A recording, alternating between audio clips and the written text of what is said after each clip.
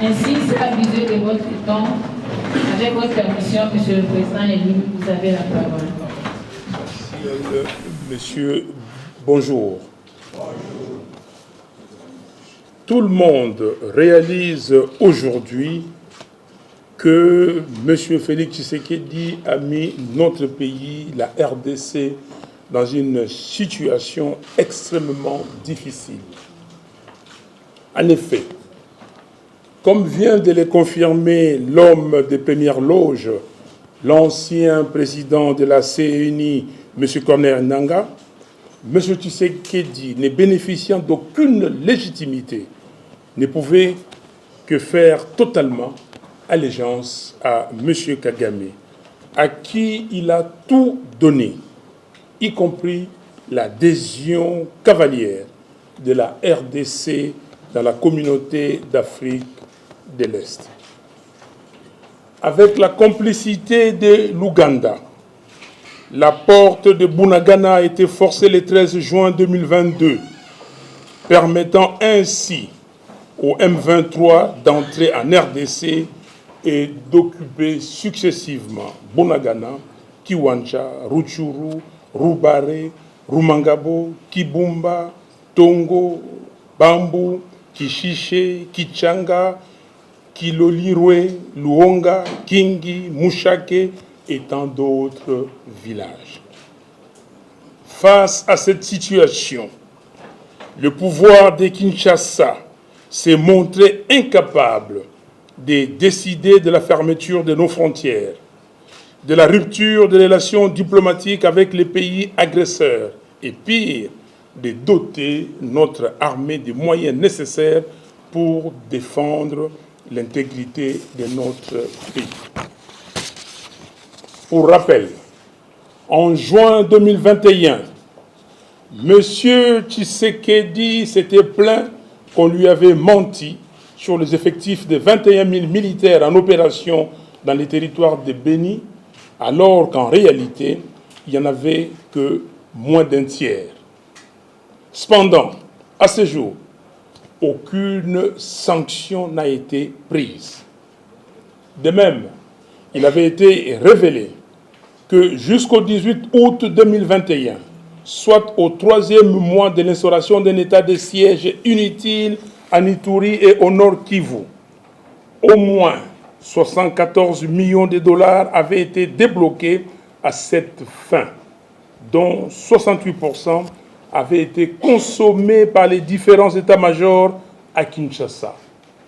Une fois de plus, aucun des auteurs de cette mafia n'a été sanctionné. Pire, pour les opérations en cours contre le M23 RDF, Rwanda Defense Force, M. Félix Tshisekedi entretient à dessein la cacophonie dans la chaîne des commandements par les déploiements incompréhensibles sur terrain d'une vingtaine de généraux.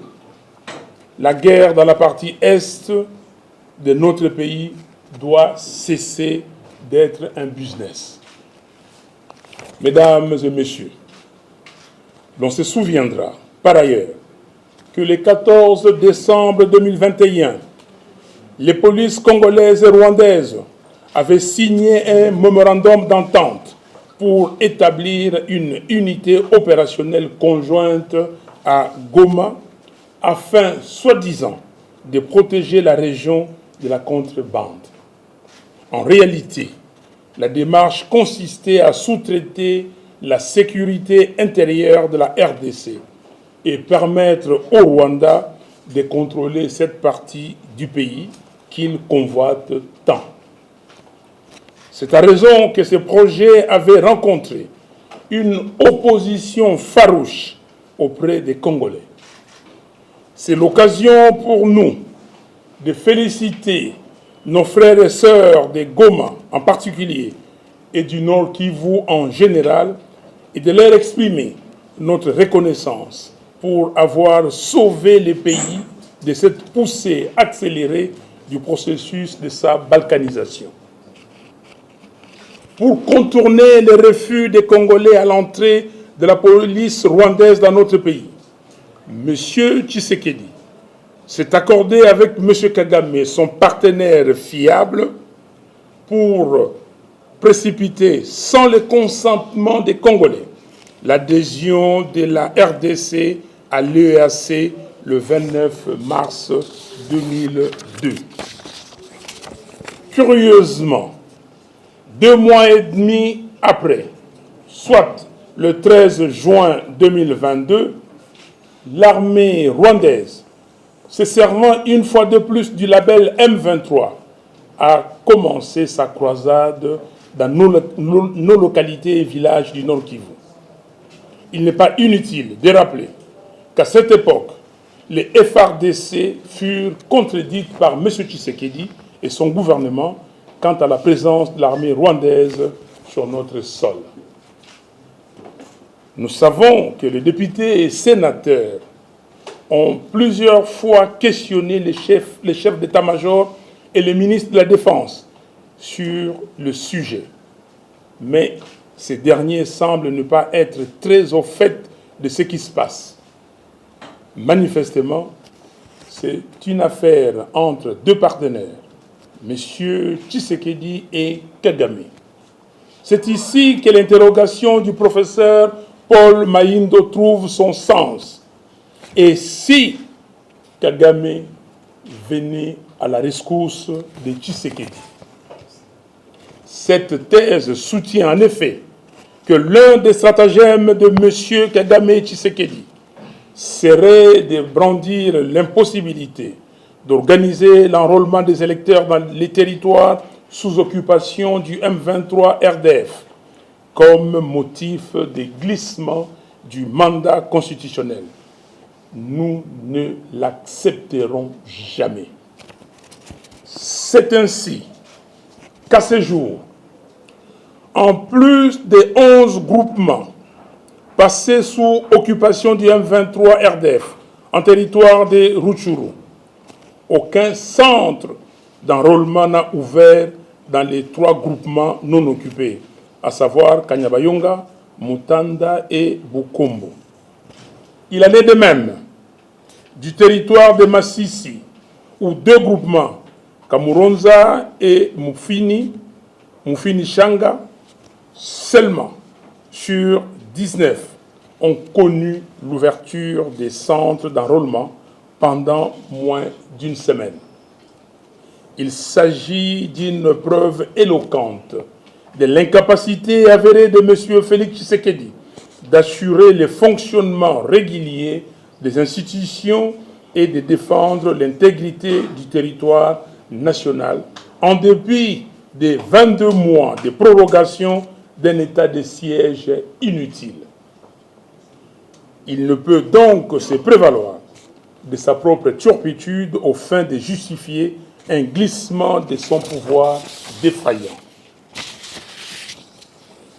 Il ne serait donc pas exagéré de dire que, par cynisme politique, les 2 partenaires jouent une comédie sur le dos du peuple congolais et rwandais. L'absence évidente de soutien de la part des organisations telles que l'Union africaine, la SADC, la CEAC et la CIRGL, et donc l'isolement de notre pays, ne peut se justifier que par la faiblesse de la diplomatie congolaise et l'absence d'un leadership conscient des enjeux. Même pendant que la RDC assurait la présidence de l'Union africaine, de la CEAC et de la SADC, elle n'a pas réussi à amener ces organisations à condamner le Rwanda. Curieusement, lors du 37e sommet de l'Union africaine, le Rwanda a réussi à faire inscrire la question du retour de réfugiés congolais se trouvant sur son territoire dans les communiqués finaux, au moment où la RDC était incapable de faire inscrire la question de l'éloignement des FDLR de notre territoire pour ôter à M. Kagame son éternel prétexte à la base de son agression contre notre pays. Dans ces conditions, Il est difficile que quelqu'un puisse venir en aide à un État qui refuse de déclarer la guerre contre son agresseur, conformément à la Constitution et au droit international, qui refuse de fermer ses frontières avec le même agresseur et de rompre les relations diplomatiques avec ces derniers. Un État qui refuse de doter son armée de moyens conséquents et qui ne peut mobiliser le peuple comme un seul homme contre cette agression. Cette complicité est préjudiciable à la nation et l'expose clairement à sa perte. Nous sommes conscients que la guerre fait partie de l'histoire de l'humanité. Cependant, elle exige des responsables d'État des attitudes et des aptitudes intellectuelles, psychologiques, émotionnelles et philosophiques nécessaires pour conditionner et impacter tant le front militaire que l'ensemble de la population. Au regard du comportement de ceux qui dirigent notre pays par défi, ce qui se passe en RDC est tout sauf la démonstration des comportements des hommes engagés dans une guerre. La complaisance, couplée à la jouissance affichée, la non-implication du peuple et l'abandon des militaires au front, manque de nourriture et d'équipement, l'insouciance vis-à-vis des populations livrées à elles-mêmes et exposées aux violences, la signature des accords remettant en cause notre souveraineté démontre à suffisance à la fois leur complicité et leur incompétence dans la gestion de cette situation. C'est pourquoi nous appelons le peuple congolais à marcher avec nous les 11 mars prochains pour dénoncer et condamner l'agression dont notre pays est victime, dénoncer et condamner la complicité et l'incompétence du pouvoir en place dans la conduite de la guerre contre l'agression rwandaise, exiger le retrait immédiat des troupes de l'EAC de notre pays et enfin demander aux Nations Unies et à l'Union africaine d'éloigner les éléments des FDLR de notre pays. La résistance patriotique reste notre seule arme efficace pour sauver le pays en danger. Je vous remercie.